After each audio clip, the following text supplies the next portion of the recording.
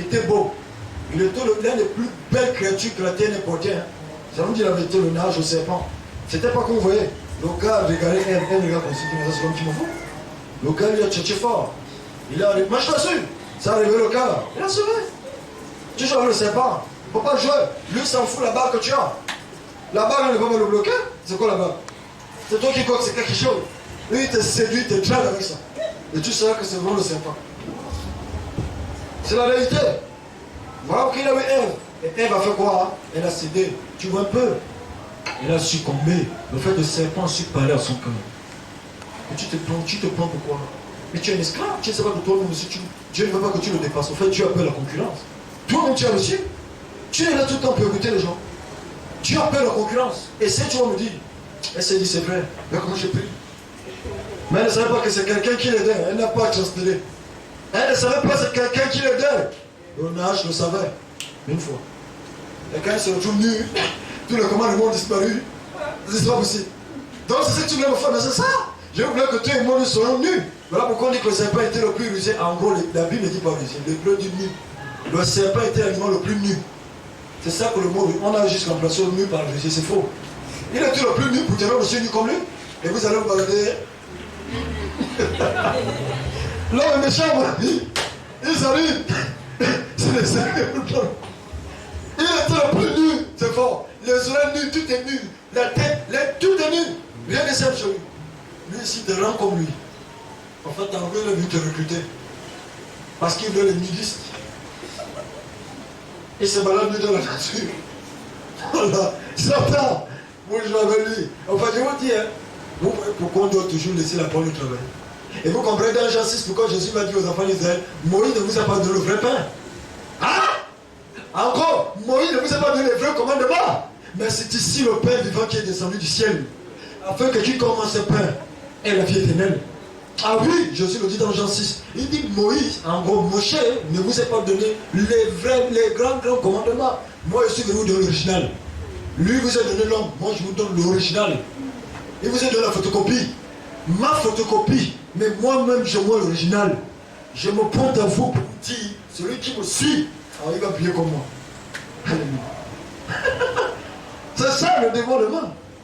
Alors quels sont les membres de ma vie qui ne sont pas encore influencés? Excusez-moi. Honnêtement, quelqu'un doit vérifier. Quelqu'un doit se mettre en cause.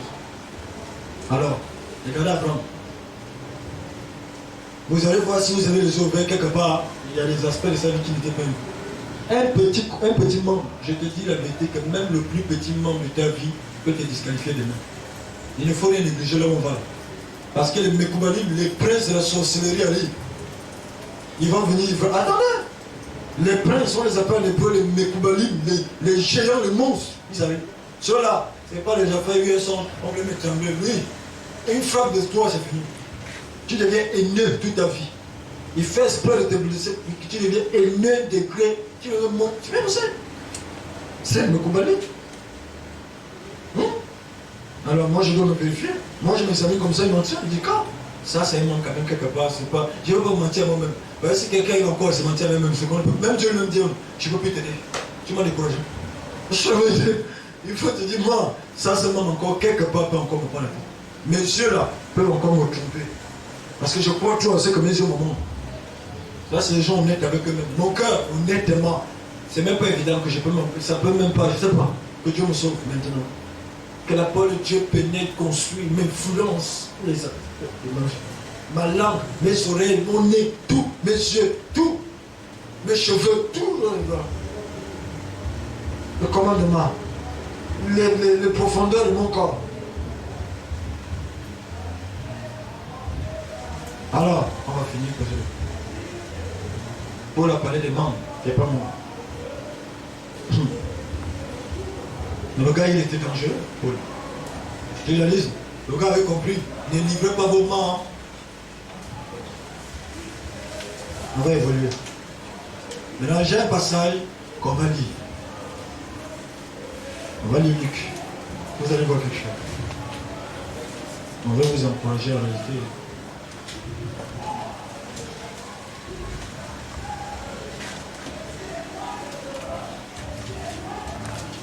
Luc chapitre 15, verset 11. L'histoire du fils prodigue. On va étudier qu'est-ce qui l'a amené à abandonner la foi. Parce que chacun de nous, ça peut arriver. Qu'est-ce qui a fait encore que le fils prodigue est dans une maison où il y a tout? Mais facilement, il s'est encore détourné. Luc 11. Voilà. Luc 15. Partie verset 11. Partie du verset 11. Il leur dit aussi, un homme avait 2 fils, et le plus jeune dit à son père, mon père, donne-moi la part des biens qui m'appartient. Et il leur partagea ses biens. Et peu de jours après, le plus jeune fils, ayant tout ramassé, partit pour un pays éloigné, où il dissipa son bien en vivant dans la débauche. Verset 14. Et après qu'il eut tout gaspillé, une grande famine survint dans ce pays-là, et il commença à se trouver dans la disette. Verset 15. Alors il alla se mettre au service d'un des habitants du pays, qu'il envoya dans cette possession pour paître les pourceaux. Il aurait bien voulu se rassasier des garouges que les pourceaux mangeaient, mais personne ne lui donnait. Or, étant revenu à lui-même, il dit, combien d'ouvriers chez mon père ont du pain en abondance, et moi je meurs de faim. Je me lèverai, j'irai vers mon père, et je lui dirai, mon père, j'ai péché contre le ciel et devant toi. On peut parler non. Selon vous, on a observé cette histoire. Quel est le manque qu'il a de qui a fait en sorte qu'il se joue dans les bras du monde? Il est descendu, on est en train de faire quelque chose. Quel est le manque qui n'était pas mort en lui? Avant d'expliquer l'histoire là, quelqu'un va venir dire Colossiens 3. Qu'est-ce que Paul nous dit concernant le cas du fils prodigue? Regardez bien, Colossiens 3. Quelqu'un va me lire le verset 5. Qu'est-ce que Paul nous dit? Colossiens chapitre 3, verset 5. On va étudier l'histoire. Parce que moi, il y a des gens qui ont peur de lâcher à cause de la pression. Chacun de nous ne vit pas le même degré de pression. Colossiens chapitre 3, verset 5. Colossiens 3, verset 5. 5. Paul nous dit quelque chose de terrible. Faites donc mourir vos membres qui sont sur la terre. Ah! La fornication. Ça va. Là, tu connais déjà l'avance. Pourquoi il nous invite à faire toujours même? Pourquoi Paul poursuit l'affaire? Paul savait ce que je vous montre là. Le gars savait qu'en réalité, il y a un niveau dans la vie chrétienne. Il y a un niveau dans la vie chrétienne où tu dois maintenant faire carrément quoi? Tu dois examiner le monde. Alors quel est le monde qui a réellement trahi le fils prodigue? Comment toi tu parles de quel monde? Vas-y, n'aie pas peur. La passion. On parle du monde. C'est ce qui lui a tiré, maintenant on parle du monde. Mais regardez bien. Parce qu'il allait, la Bible dit qu'il s'est retrouvé avec les cochons. Les cochons ici représentent les prostituées, les lesbiennes, les homosexuels. La Bible les appelle les cochons. Ceux qui nagent dans la dimension de la boue du péché. Il s'est retrouvé avec eux. Père les yeux. Qui conseille les yeux? Par exemple, je vais vous faire sortir que l'histoire là peut encore ressembler à beaucoup là. Mais tu ne le sais pas. Mais je te dis la vérité. Pourquoi Paul nous invite? D'abord, il nous a dit de ne livrer pas vos membres. À un moment donné, plus loin, il dit non, il faut mieux faire mourir. Pourquoi je suis le processus de Paul? C'est pour nous amener à ouvrir les yeux. Au départ, il nous donne l'interdiction. Oui, là, je n'ai plus le droit de livrer mon membre. Mais là, à un moment donné, il te dit, ah, plus tu vas aller loin, vaut mieux déjà que ça meure. Je dis la vérité, je te dis la vérité. On va comment? C'est grave. Tu ne le savais pas. Tu comprends pourquoi il y a encore des aspects de ta vie qui peuvent encore manifester la peur et le doute. Tu vas voir la nuit un cafard de tout, tu cries. C'est quoi? Tu vois un rat, tu cries. Qu'est-ce qui ne va pas? Tu sens que là c'est encore lourd. Ça ne veut pas que Dieu ne t'aime pas. Mais si tu es intelligent, c'est toi et dis-toi, c'est vrai. Il y a quand même des choses encore qui respirent en moi. C'est bizarre. Et c'est pas bon pour moi. Ça peut être l'une des choses qui me bloquent concernant le ciel dans le sens de recevoir les grandes choses. Dieu n'envoie jamais quelque chose. Est-ce que vous savez qu'avant que Dieu n'envoie une gloire dans la vie de quelqu'un, il y a toujours une élection qu'on fait au ciel? Les 24 veilleurs que vous voyez là, on prend ton nom. On va par exemple dire maman Juliana, Dieu lui-même commence. C'est l'auteur de toutes choses. Quand vous voyez cette femme, la manière, le nombre d'années, vous voyez comment elle sait le mystivoles, tout ça, comment elle se bat pour nous plaire. Qui croit qu'il est l'heure de lui visiter? Dieu lui-même est toujours le premier à lever la main. Parce qu'il croit en nous. Tu vas voir certains vieillards, regarde, ils disent non. Alors la majorité l'emporte toujours. Là, on l'envoie. C'est comme ça. Je veux te dire, c'est la vérité, comme ça on fait là-bas. Rien n'est seul. Toi, tu dis, je ne savais pas. Tu ne savais pas. Mais tu dois savoir pour ton mazal, ta vie. Il ne faut pas dire, je ne savais pas. C'est comme ça se fait. Vous ne voyez pas quand Jésus, dans Matthieu 17, quand l'autre là, Élie et Moïse sont venus visiter Jésus. Vous savez pourquoi ils sont venus le voir? Pourquoi les deux messagers, les deux prophètes sont venus voir le Mashiach à la montagne de transfiguration quand son visage a changé? Vous savez réellement pourquoi ils sont venus le voir? En fait, ils sont venus annoncer la nouvelle. Quand le ciel a voté que c'est toi. C'est toi qu'on fait confiance, c'est toi qui peux libérer tout le monde. Donc n'abandonne pas. C'est ceux qui sont venus nous libérer. Tu ne peux pas nous laisser. Tu ne peux pas abandonner le combat. Parce qu'il s'apprêtait à aller mourir. C'était l'heure. L'heure sonnait déjà autour de lui. D'aller mourir comme une belle somme. Voilà pourquoi Élie et Moïse sont venus le visiter, l'ont encouragé. Ils ont dit non, là-bas, n'oublie pas, tout le monde compte sur toi. Si tu abandonnes, tout est boycotté. Le Mashiach s'est relevé là, c'était jusqu'à la croix. C'est comme ça que ça se passe. Donc c'est pour te dire, lorsque c'est ton temps, mais si les membres sont encore vivants, on l'envoie, parce que là-bas on connaît nos vies, on va te mentir. On ne peut pas venir comme ça, déjà tous les mois, on commence à te dire bouscule le Gabon, bien bouscule sur Libreville comme ça. Tu imagines que pas les gens sont attirés? Non. On vote. On prend ton nom. On lève la main. On dit que là, il n'est pas prêt parce qu'il y a les membres encore. Nous savons qu'avec la gloire, ça s'est mélangé en lui et puis ça, non, c'est pas possible. Comme on veut te sauver, on va devoir l'enfant, pour faire ne pas venir. C'est aussi un signe d'amour. Donc, on ne les en veut pas. Ah oui, rien de ça. Ça y est, c'est clair. Donc, je suis en train de vous dévoiler ça. Vous voyez les gens se fatiguer, parce qu'il a persévéré, il a laissé, et au fond de lui, il ne sent plus rien. Toi, mère, n'allez pas loin. Qu'est-ce qui te dérange, mère? N'allez pas loin, je te dis les vérités aujourd'hui.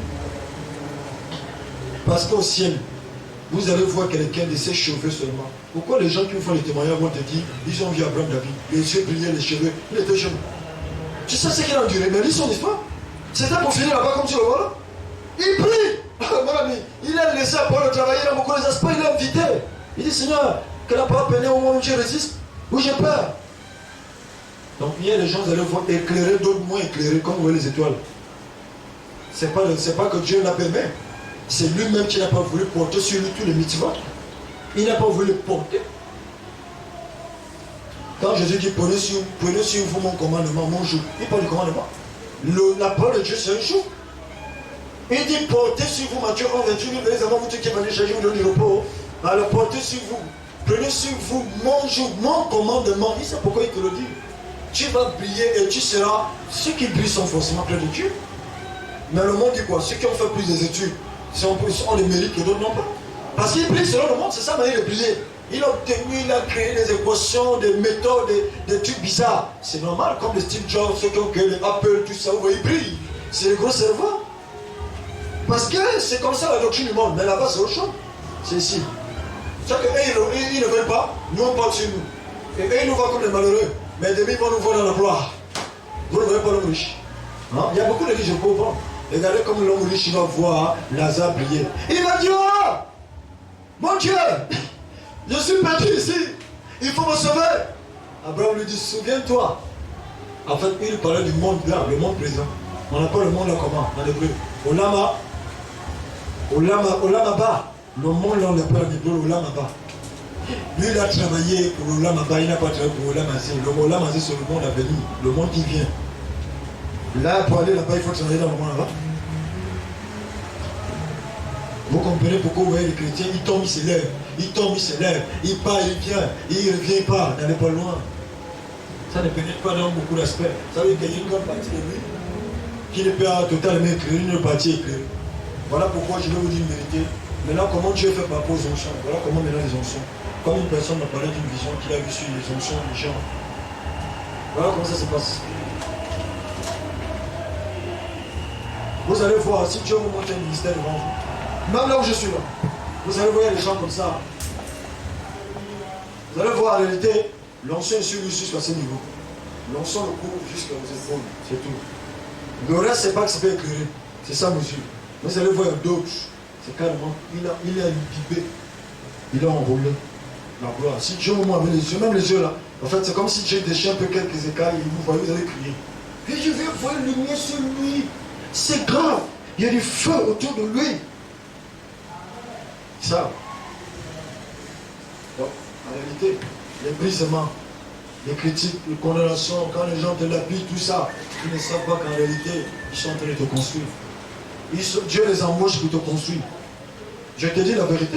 Parce qu'eux, ils te permettent de dévoiler le mauvais côté qui n'est pas mort chez toi. Quand ils te combattent. Et toi, comme tu es le Dieu, Dieu permet que dès que tu as vu, ah, mon cœur va comme ça. Les tu vois Dieu qui travaille. Et tu vois, et ils ne savent même pas que c'est eux qui t'ont mené à aller au succès comme ça. Les mêmes qui te combattent. Ils ne comprennent pas ce qui se passe. Dieu les embauche pour te rendre comme ça. Et eux-mêmes, ils sont les premiers à venir dire je veux la prière. Ils ne comprennent pas comment Dieu les embauche comme ça. C'est comme ça que ça se passe. Les mituvotes. On voit quelqu'un raisonne, non, moi, ma vie, ceci, n'allez pas loin. Question. Il y a un aspect qu'il veut exploiter. Maintenant, le fils prodigue, en réalité, je vais vous dévoiler ce qu'il a trahi. Vous savez le monde qui n'était pas écrit dans sa vie. En gros, c'était son cerveau. Le gars était jeune dans la tête. Vous comprenez? Il était jeune. Et vous allez voir, quand il va revenir avec un cerveau déjà vieux. Ça veut dire qu'il a compris. Vous savez, les chrétiens, ils sont dans la maison, hein, mais ils profitent. Ils ne produisent pas. Ils sont sauvés, mais ils profitent. Ils ne produisent rien. Le juif va essayer maintenant d'aller commencer à exercer dehors. Satan va le garer en captivité là. Et il va réaliser que, donc quand j'avais souvent peur de parler, j'avais peur de réagir, j'avais peur de faire, en réalité, j'étais pas en train de me construire. J'étais sérieusement en train de m'empiffrer. Mais quand il va revenir, vous allez voir, il va revenir avec des grands changements. Il revient avec une espérance. Il a compris en fait. Alors qu'il va dire, je ne suis pas digne. Pas moi comme ton serviteur. Oh, autrefois, il n'était pas serviteur. Il avait des serviteurs à sa guise. Donc je voulais nous dévoiler ça, hein, pour vous faire comprendre qu'en réalité, pourquoi les chrétiens les prêtres? Pourquoi ils n'arrivent pas à être un? Comment vous voulez unifier les gens où la parole ne pénètre pas dans certains aspects de leur vie?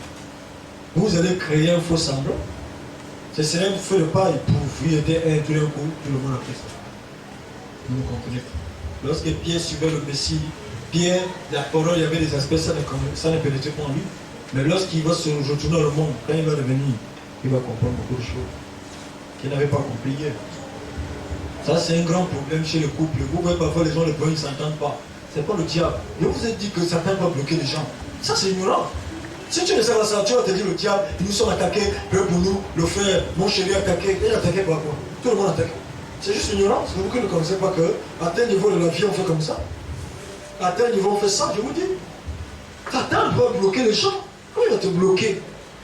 Non, il nous bloque. C'est faux. C'est vous qui ne comprenez pas ce que c'est. Alors, une personne qui a la parole peut influencer le cœur. Les pensées, par exemple, les sentiments, qu'est-ce que vous voulez? Facilement, vous allez voir les gens là tombent amoureux de tous les sens. Je dis c'est Jean Bakary, c'est pas bon. Je dis c'est tel, c'est pas bon. Makambo, c'est pas bon. Tu ne comprends pas, il est où? Enfin, il se cherche.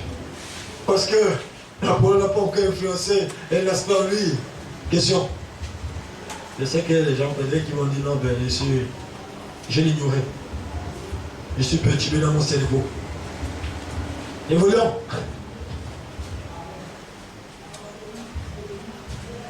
Regardez, je prends un exemple.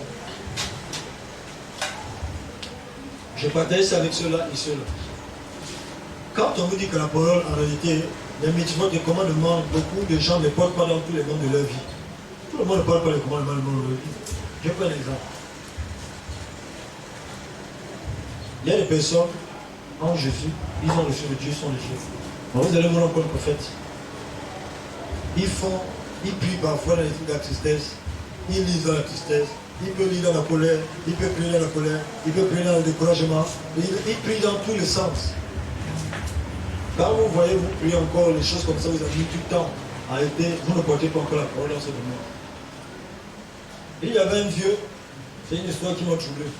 Un vieux tzaddik. Je n'ai jamais entendu cette histoire depuis que je suis né.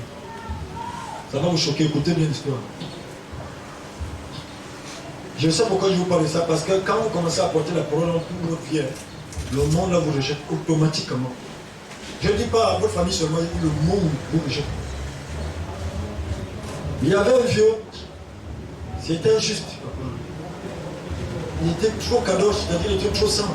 Kadosh lui dit ça. Il était allé prêcher l'évangile et faire convertir des juifs en Ukraine. À l'époque, ça fait longtemps, c'est les affaires du XVIIIe siècle. Il allait faire convertir beaucoup de juifs en Ukraine, là-bas, un pays de l'Est, de l'Europe de l'Est, là-bas, communiste, tout ça. Et en rentrant, à l'époque, il n'y avait pas de voiture. Donc il fallait marcher dans un village pour aller prendre le wagon dans un autre village, le locomotive. Il fallait qu'il retourne en Israël. Maintenant, quand il arrive en Ukraine, il va finir sa mission. Il va acheter beaucoup de biens, il va acheter la nourriture, il va acheter les habits, tout ça à ses enfants, pour sa famille, parce qu'il rentrait. Il va mettre ça sur une âme. Il va déposer ça sur une âme. Maintenant, il rentrait avec son âme, il rentrait. Et pendant qu'il rentrait, il craignait tellement Dieu, il était un tzaddik. Le mot juste veut dire en hébreu le tzaddik. Quand on dit que tu es un tzaddik, ça veut dire que tu es un juste. C'était un tzaddik niveau terrible. Il est arrivé à la croisée de chemin Petit Carrefour. Il y a un pauvre qui s'est mis à courir. Il marchait. Le pauvre est venu tomber à côté de son âme. Le pauvre lui dit, tzaddik, j'ai faim, fais quelque chose. Il va dire Vadaï. Ça veut dire, Vadaï veut dire en hébreu tout de suite.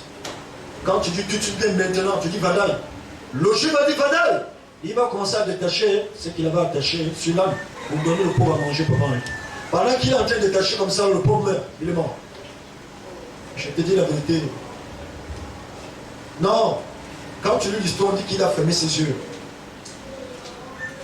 Les larmes coulaient de ses yeux. Tu sais ce qu'il va dire? Il va dire malheur aux yeux qui n'ont pas eu pitié de toi. Lui-même, ses yeux se sont percés. Je te dis la vérité. Malheur aux bras qui ne t'ont rien donné quand tu demandais, ses bras sont tombés. Malheur aux pieds qui n'ont pas couru quand tu avais faim. Et lui-même, il a décidé de partir, Dieu l'a enlevé. Oui, il avait compris que mon Dieu, je n'avais pas porté un commandement dans un aspect de ma vie. Si j'étais plus rapide, peut-être je n'allais pas mourir. Mais j'ai pris tout mon temps. Et en prenant tout mon temps, c'était sa vie qui était en jeu, il est mort. Vous comprenez pourquoi il a accepté de partir? Il est parti en Europe. Ça, c'est un autre niveau de tzaddik. Ça, je n'ai pas encore trouvé comme ça dans ma vie. Il a dit, il est parti. Il a pleuré. Il était obligé de dire, Seigneur, lève-moi. Parce que s'il a été plus, il avait fait plus vite. S'il avait été instantané, c'est sûr qu'il devait vite détacher. Il avait pris son temps, il détachait doucement. Le gars est mort. Le gars avait compris que même les commandements de Dieu, il y a le commandement qu'on n'accomplit pas dans la lenteur. Il faut être spontané. Vite. Mais quels sont les commandements que tu as accomplis dans la lenteur, en train de traîner? Tu vois les gens, même quand ils s'élèvent, ça vaut le pied qui pose. Il est tellement lourd, le pied, le coin, ils sont là. Là où Dieu t'attendait spontané, tu es en train de prendre du temps. Mais c'était la vie des gens. On te réveille à 3 heures. Toi-même tu te réveilles, tu ne sais même pas pourquoi tu te réveilles. Tu te réveilles avec le sommeil. Mais tu te réveilles, tu es là, assis toujours malgré ça, tu es allongé. Mais tu ne sais pas pourquoi. Mais on t'a réveillé pour porter sur toi le commandement parce que quelque part, il y a des vies des gens où leur vie était comptée. Si tu avais prié, tu devais quand même arrêter ça.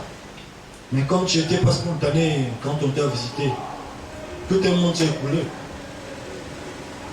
Il y a des commandements quand tu décides de porter sur toi, apprends maintenant à ne plus être lente. Ou apprends ton temps. Je sais pas.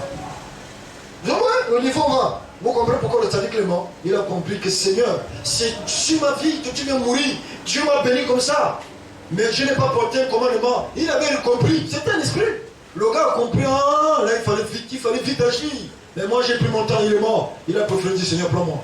Quelle importance ça dans ma conscience? Je n'ai jamais vu ça. Si je vous photocopie l'histoire, vous allez dire ça, vous avez envie de pleurer. Je lisais ça, j'ai caché ça chez moi, je lis souvent les langues cool. Il dit, j'ai jamais vu ça. Il a la même parole qui dit malheur aux yeux qui n'ont pas eu pitié de toi. Lui-même, ses 2 yeux sont blessés. Sa parole était tellement sacrée que quand il déclare quelque chose, c'est pas ça. Il dit malheur aux bras qui n'ont rien fait. Quand tu demandais, ces 2 bras ont dit, c'est tombé. Il a continué, c'est Pierre. Et le reste, il a appelé le lèvres. Il est mort, il est parti. Il a prouvé que Dieu enlève, que le continue à vivre parce qu'il a les échos, Dieu le gloire. J'ai suivi, Dieu porté tous les aspects du commandement, mais là je suis venu dormir. Pourquoi? Ça ne sert à rien de vivre. Il vaut mieux que Dieu m'en parle. C'est une histoire qui m'a marqué et je parlerai dans presque toutes mes vies au nom de Dieu. Je n'ai jamais entendu une histoire. Comment quelqu'un va accepter de partir comme ça? Mais nous, quand le papa était comme, je ne sais pas. En fait, il a compris que le pauvre là, c'est Dieu qui l'a envoyé chez moi. Et le de que je m'empresse, moi j'ai rêvé. Comme beaucoup de gens qui rêvent, ils dorment. C'est à la fin, il vient te dire, allô, j'ai vu ce que tu voulais dire. J'étais là-bas. Trop tard. Là, il fallait être spontané. Vous verrez même que même quand tu aimes quelqu'un, il te le fait, ça énerve. Hein? Tu l'appelles, lui vient te répondre peut-être. Tu l'appelles de 15h, lui vient répondre à 20h. Tu vas voir dans ton cœur, tu n'as plus la paix. Tu es énervé. Et ça veut te dire, alors, tu étais où comme ça? Quoi? Je t'ai appelé 15 fois. Vous ne m'avez pas séparé. Lui, il a compris. J'ai fini. On va finir. On va vous laisser boire le café, manger les choses qui ont le temps. On va payer, on va partir. Mais je vous annonce qu'on commence à déclencher la caméra de nous. Par la grâce de Dieu. On va amener les enseignements, les gens vont choquer les gens. Et les gens qui ont reçu avec vous vont s'aimer encore. Je vous assure, ils vont dire non. Là où j'ai pris la fête, c'est déjà la liste que je ne connais pas Dieu. Ça, c'est dangereux. Il y a des commandements quand tu décides de porter sur toi. Écoute, que tu sors déjà de la lenteur, de la paresse. Je te dis la vérité. Si tu ne veux pas avoir les problèmes avec ton vie, sors. Quand tu décides de le porter, sors de la paresse, de la longueur, de la paresse. En fait, si tu sais que tu es toujours lent, ne cherche pas d'abord, cherche d'abord ça. Ah, c'est fort, hein? Il y a les gens dans la vie vont aller comme ça. En réalité, ils veulent aller où? Donc, nous sommes dans une génération, chacun porte ce qui l'arrange. Je vais porter certains commandements qui m'arrangent. Vous voyez? Et si je sens que maman, je le moi, on porte le même truc, on va devenir amis. Si avec toi c'est comme ça, moi je l'évite. Tu vas voir que la soeur est bizarre. Vous voyez, non? Dans les églises, chacun son goût.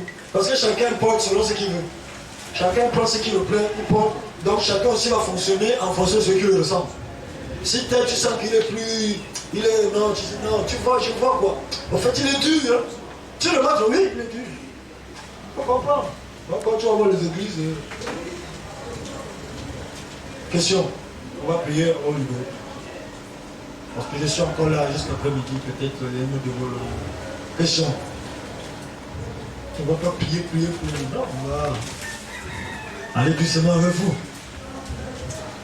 Oui, maman, donnez le micro là. N'oubliez jamais cette sadique. Hein. Jusqu'à la fin de vos jours. N'oubliez jamais cette sadique, je vous en prie. Vas-y.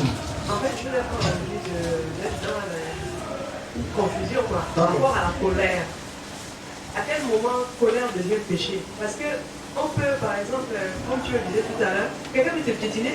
Et te piétine la deuxième fois. Tu dis, bon, mais qu'est-ce qui se passe? Pourquoi tu me piétines? Est-ce que là, oui, c'est mauvais? C'est mauvais à un moment donné. Si on rentre dans la dimension. Donc, on va pas dire pourquoi tu. Non, en fait, maman, vaut mieux éviter. Là, c'est maintenant toi parce que quand tu deviens danger, quelqu'un que Dieu lève beaucoup, vaut mieux éviter les gens. Parce que les gens, Satan les envoie venir mourir dans le temps. Je prends un exemple. C'était la terre. Un mort. Celui qui est mort. Si tu lui dis de saluer tous ses ennemis, il va faire quoi? Il va faire la même.